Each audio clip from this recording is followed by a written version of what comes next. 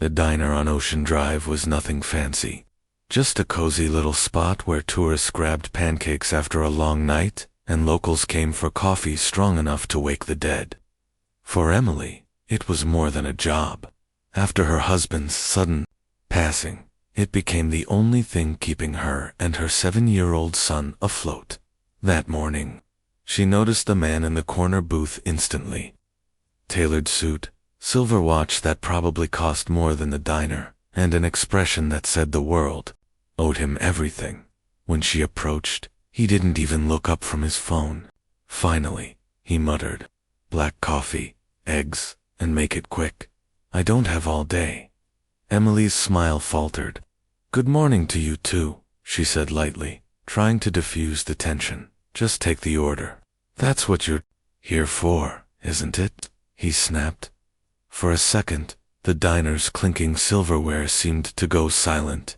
Emily straightened, her tired eyes hardening. She'd been working double shifts, holding herself together for her little boy. But respect, that was free and this man had none.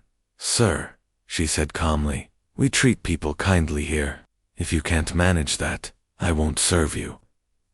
The man's head shot up, disbelief flashing in his piercing blue eyes. No one talked to Alexander Pierce, billionaire real estate mogul, like that. "Do you know who I am?" he asked coldly. Emily shrugged. "Doesn't matter. Everyone deserves basic respect. You can either order politely or find another place for breakfast." The table went quiet. Slowly, Alexander slid out of the booth, without another word, and walked out.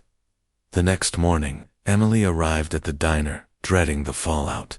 Instead, her manager waved her over with wide eyes.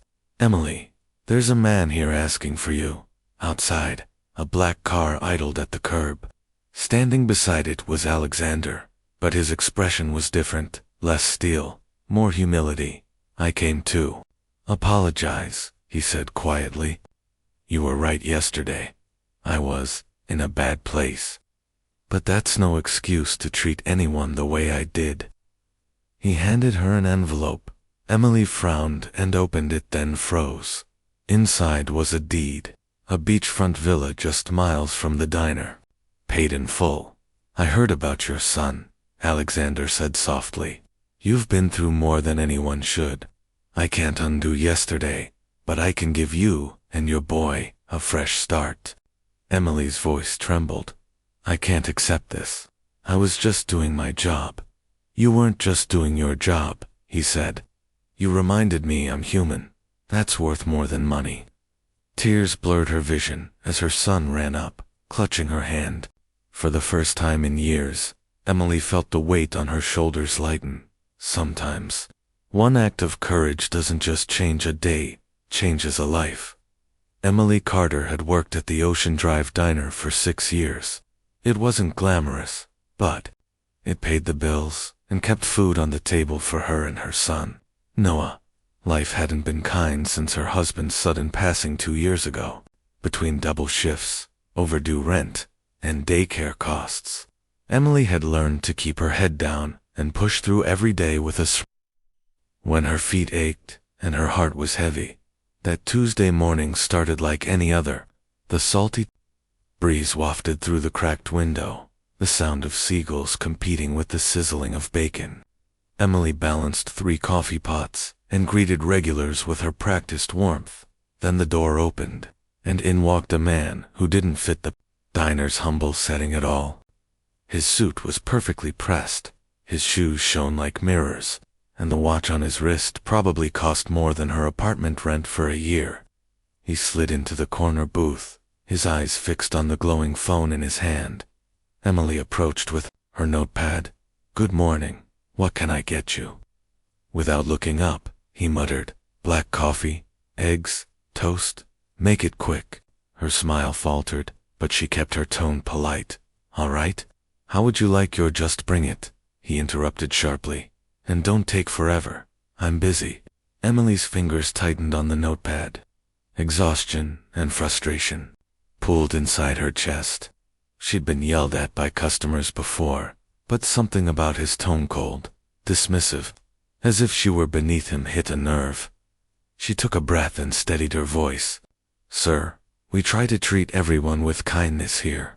I'll be happy to serve you when you can show some basic respect. That made him look up. His eyes were an icy blue, and his expression was one of disbelief. Do you know who you're talking to? Emily's heart pounded, but she didn't back down. No, and it doesn't matter. Everyone gets treated the same here. A tense silence filled the diner. A few regulars looked over their newspapers to watch the scene unfold. The man's jaw clenched. He slid out of the booth without another word and walked out. The doorbell jingling behind him, Emily stood frozen, expecting to be chewed out by her manager or lose her job altogether. But to her surprise, the diner slowly resumed its normal rhythm. Old Joe at the counter gave her a nod of approval. The next morning, Emily walked into work with a knot in her stomach. Her manager, Claire, met her at the door, eyes wide. Emily, there's someone outside asking for you, and you'd better sit down first. Confused, Emily stepped outside. Parked at the curb was a sleek black car, and beside it stood the man from yesterday. Meanness, the icy arrogance. His suit was still sharp, but his posture carried something new. Humility. Miss Carter, he began, his voice quieter than before. My name is Alexander Pierce. I came to apologize for my behavior yesterday. You were right, I was out of line. That's no way to treat anyone. Emily crossed her arms, unsure what to say. Apology accepted. But you didn't have to come all the way here for that. I did, he said firmly. Then he handed her a thick envelope. She opened it, her hands trembling. Inside was a set of documents and a key. At the top of the first page, she read the words property deed. I heard about your situation, Alexander said softly. Your coworkers told me about Noah, and about how hard you've been working to keep things together. This is a beachfront villa, fully paid off. It's yours. Emily's mouth went dry. I can't accept this. I was just doing my job. He shook his head.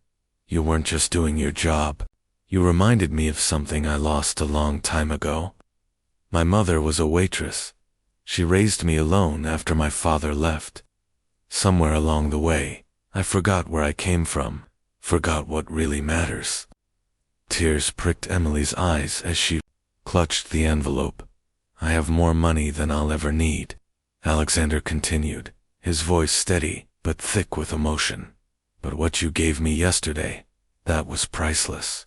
You reminded me I'm human, and I want to give you and Noah a chance at a new beginning. Emily swallowed hard, her voice trembling. You don't even know us. Alexander smiled faintly. Sometimes it only takes one moment to know when someone deserves better. Let me do this. At that moment, Noah came running down the sidewalk, clutching his mother's hand. His wide eyes landed on Alexander, then the envelope. Mommy. What's that? Emily knelt and hugged her son tightly. For the first time in years, the crushing weight on her shoulders began to lift. Sometimes, the smallest act of courage doesn't just change a day, changes a life forever.